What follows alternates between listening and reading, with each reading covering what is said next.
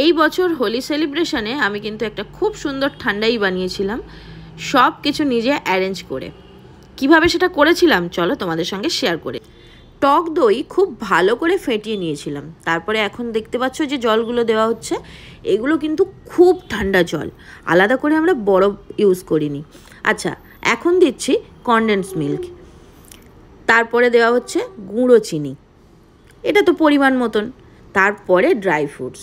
যদিও আমাদের ড্রাই ফ্রুটসটা বড্ড বেশি দেওয়া হয়ে গেছে, বেশি দিলে ভালো লাগবে এটা ভেবে ভেবে অনেক বেশি দেওয়া হয়ে গেছে। এখানে দেখতে পাচ্ছ চেরি দেওয়া হলো, আর ড্রাই ফ্রুটসের মধ্যে ছিল তোমার কাজু, কিশমিশ, কাঠবাদাম এগুলো।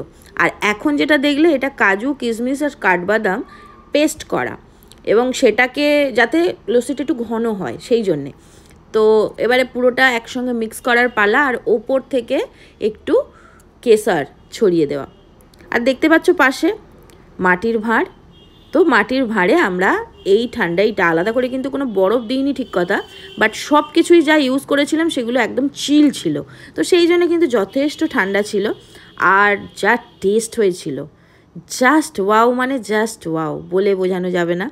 তোমরাও চাইলে এরকম বানিয়ে খেয়ে দেখতে পারো, আর জানিও তোমাদের কেমন লাগলো।